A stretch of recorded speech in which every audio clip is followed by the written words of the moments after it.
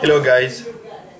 Yes, so after going through the project and the brief review of the project, I thought it would be good if I went through the functions and the functions I used and why did I use them in a brief so that it won't be a long video. That's why I cut the video into two. So I have the first video I made about the whole project, how it works, and I want to do this video just to show how the whole thing the meaning between those functions and how they operate. So we'll start with the alien invasion alien invasion class that contains all the other classes, that imports all the other classes, and this is where I run my main, if main.alien invasion, and run the game. So here I have the init function. What does it do? It initializes the game and create game resources. So the first thing to initialize is Pygame. So this one brings all the resources from Pygame, initializes Pygame. That's allowing me now to use Pygame resources, method, and functions. And the settings, I initialize the settings. So we have a setting class over here that initializes the settings of the game. What do we have in settings? We have the width of the screen, we have the height of the screen, we have the background color, we have the ship limit, number of ship limit, we limited it into 3, we have the bullet width, the bullet height, bullet color, the bullets, number of bullets allowed, you can change it to 5 or 3, we have the fleet drop speed, how the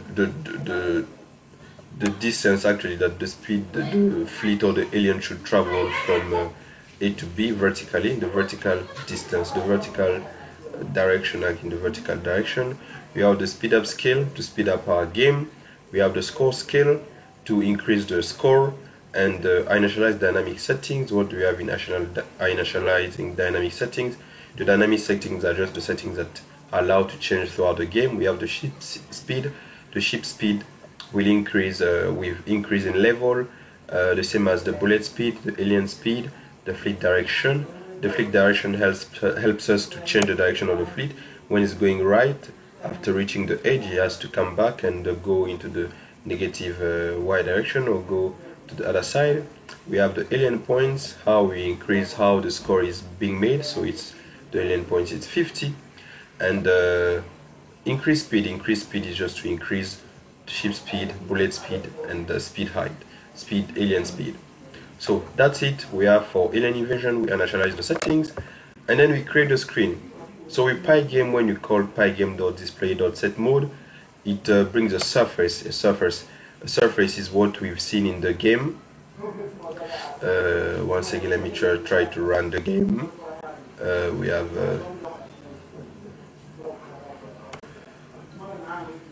1 second, please.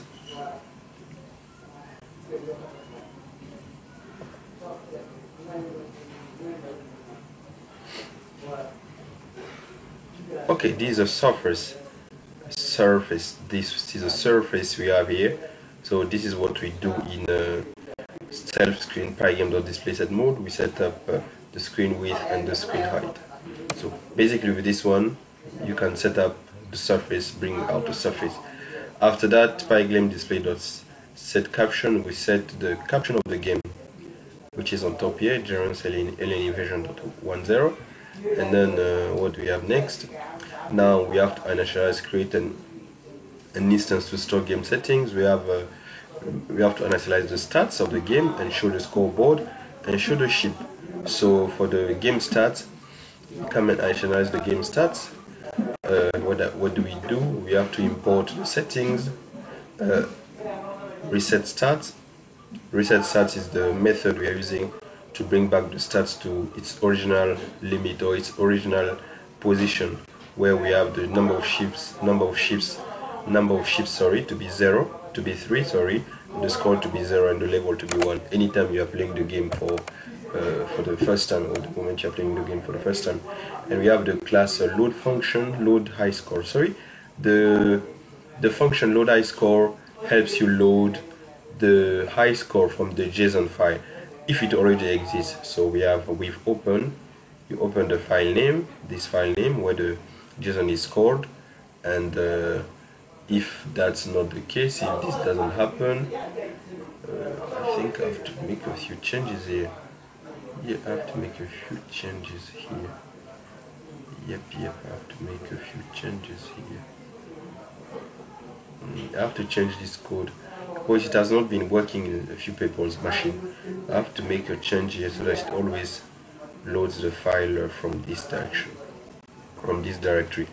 So, and then from that you load the high score and you display it on the screen, on the scoreboard. So this is for the game start.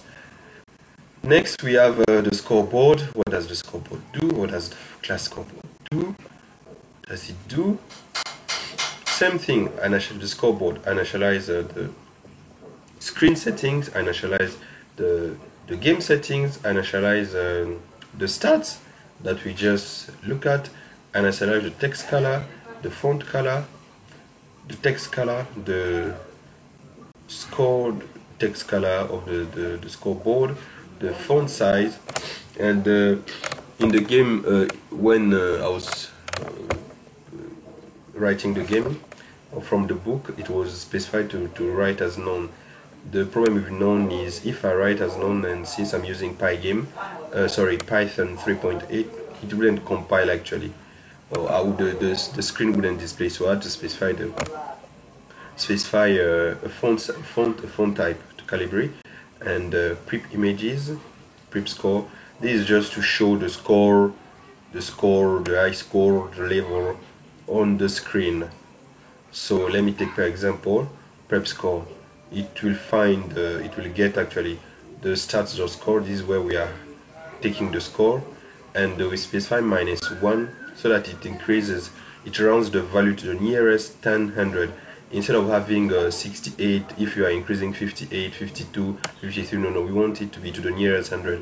So if we have, maybe your score is 58, it will show the scores to be 50. 58, it will be 60, sorry. If you have a score of 99, it will show it to be 100, to the nearest 10, to the nearest 100. That's why in the round function, we have to specify -1 if we want it to round it in the nearest tens, 100, and 1000. And we create a string that format helps us actually to show the score on the scoreboard. And we have an image, create an image, score.image, set the font size, set the font, set the string, set the value to true. The value to true, I think, is for normalization. And we have the color and the settings.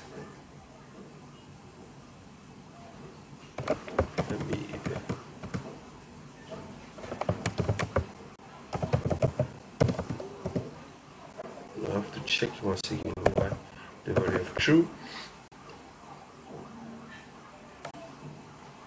Okay, now we have to display the score on the screen.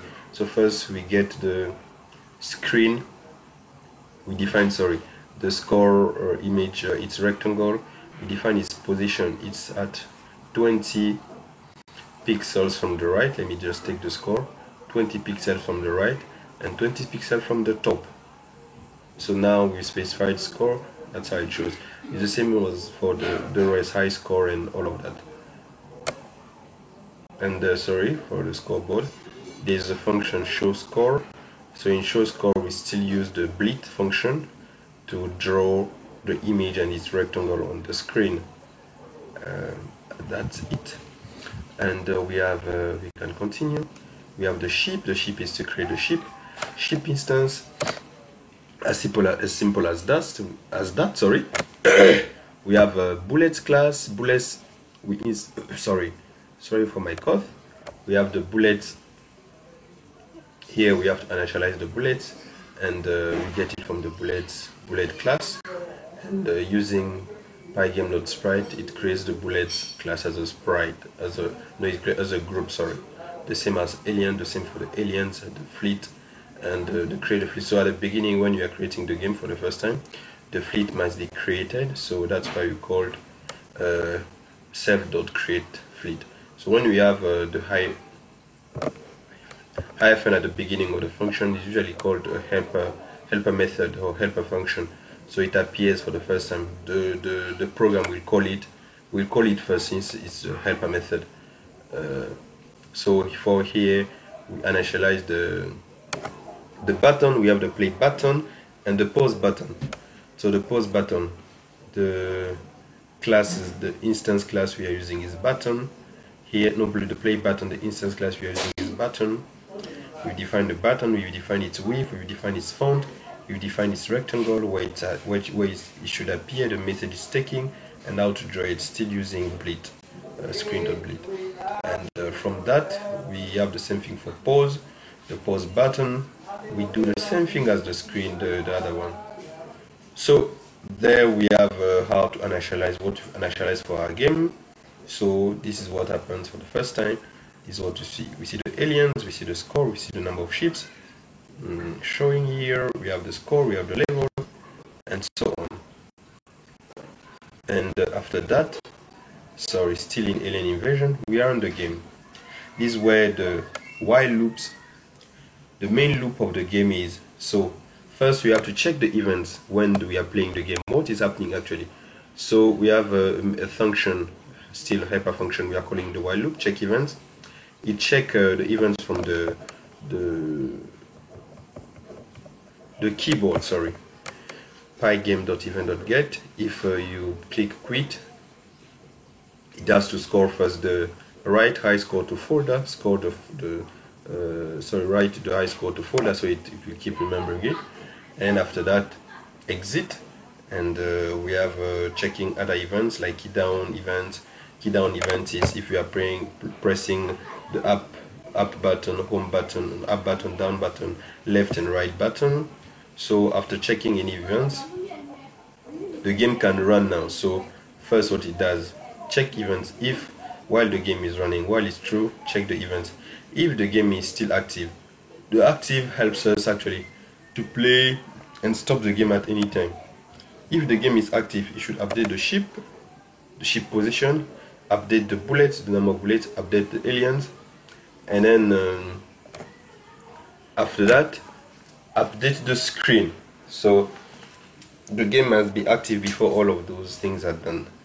So in the ship.update, we have the ship function here. The only thing it does is to update the position, the horizontal position of the ship.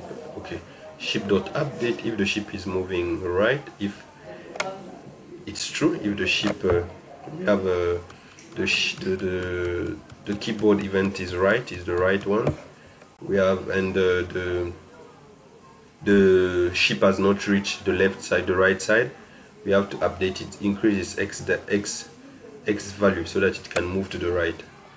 The same thing applies for the left. And we have the update bullets. The update bullets function, we have it over here. Update bullets. First it calls self.bullets at update. In the bullet class we have the same thing, the same functions that update the bullets direction in the Y. Since the bullets are moving vertically, we press the pause button and then pause the game. So that's where we have if the button is clicked. If we have to check if the mouse where we've clicked is actually the same as where the rectangle of the pause button has been defined. This is the thing.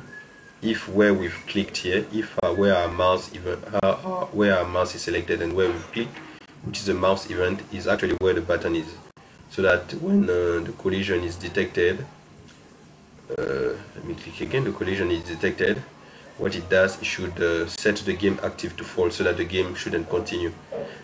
Pause the game, you can do whatever you want and then start back later. Sorry for this. So check the pause button, check the play button, the same thing, check the play button if the play button at the beginning of the game. If the play button has been pressed, so we should initialize the game settings, the dynamic, the speed and all of that, the speed, the number of ships, and the score, and it should also check if the score is equal to 0. This to allow the pause button to work, actually, to make the pause button functional. Other way, if you press play and then you press pause, the play will appear, and then you press play again, the game will start all over again. So when I'm playing, I'm pressing play, pause, and I want to press play again, it has to check first if the score is 0. If the score is 0, it means I've not yet started my game.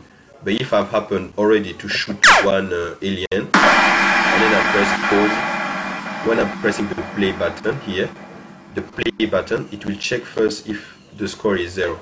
If the score is 0, well, I've been playing. You shouldn't restart the game all over using the taking the function start game. You should just set the game active, show the score, show the level, and show the number of ships. Otherwise, if my score is 0, it will restart the game using this function. So I have that function, play button, check down key event. This is really simple.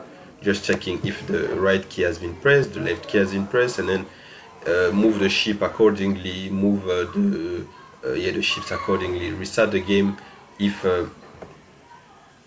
the game was not active, and continue. We have write the high score folder, so this one helps us to write the high score folder. We have to start the game. So what do we do when we are starting the game for the first time?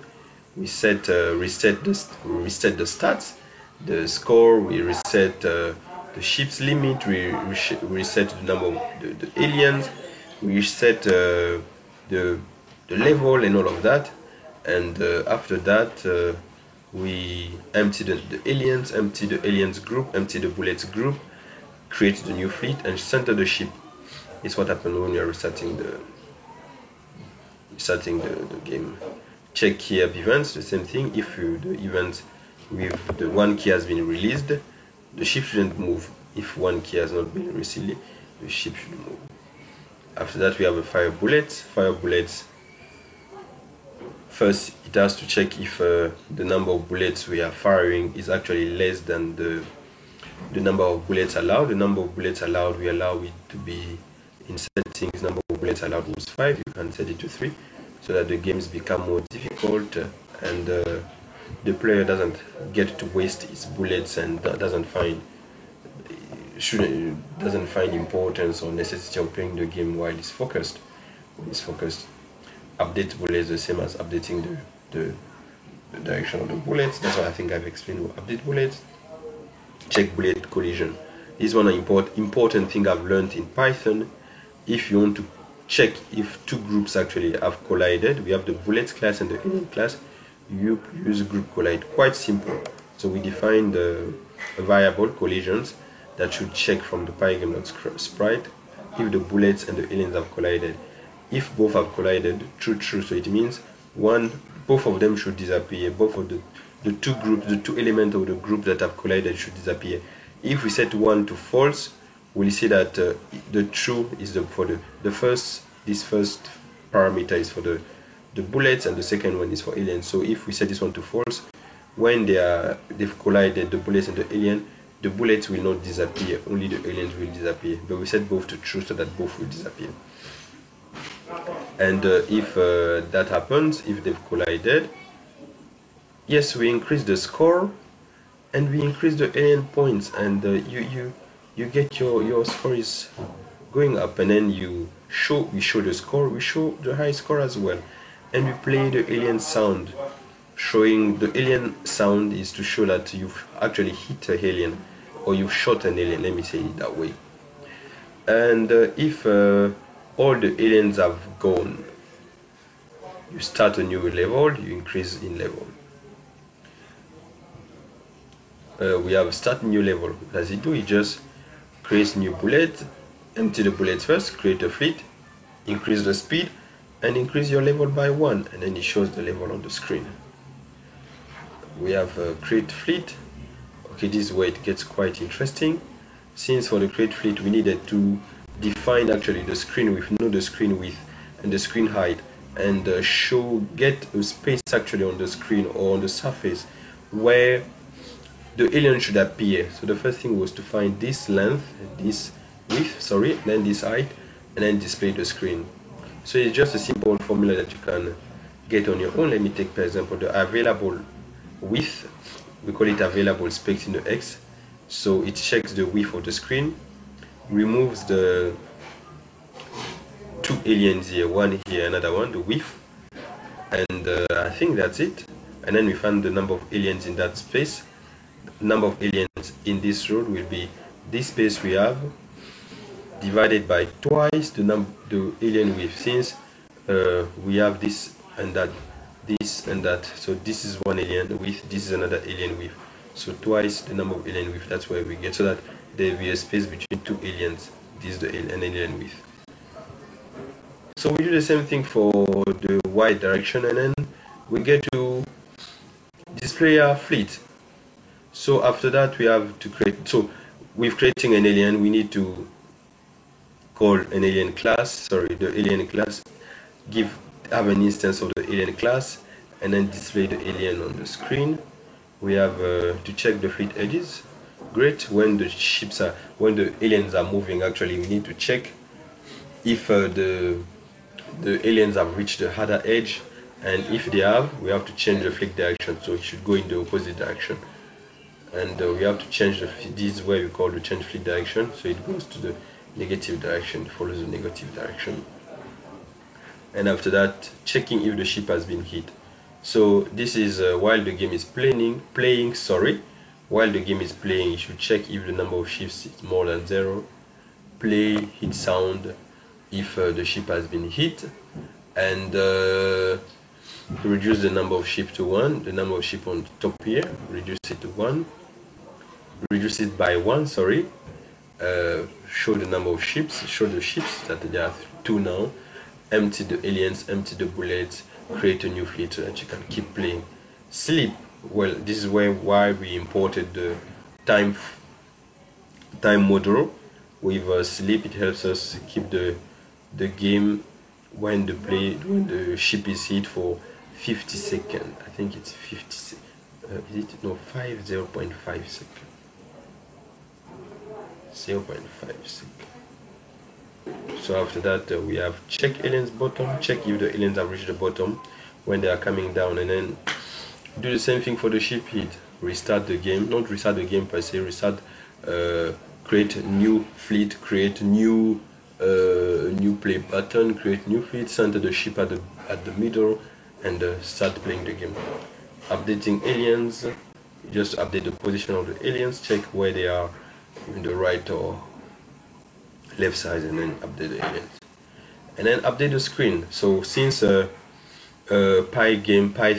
or Pygame will be taking each as one surface, anytime we are playing we need to update the screen so that it moves another surface to the second surface where the ship has been located when you are updating the screen. So basically that's it for the alien invasion class. I think I've covered other classes just as much I've gone through this class. So the game was quite simple. Feel free to write your own code, and then if you need my help, let me know, and then I will do my best to help you, and so that we can get it done. Thank you very much. So let's play small once again. And I advise you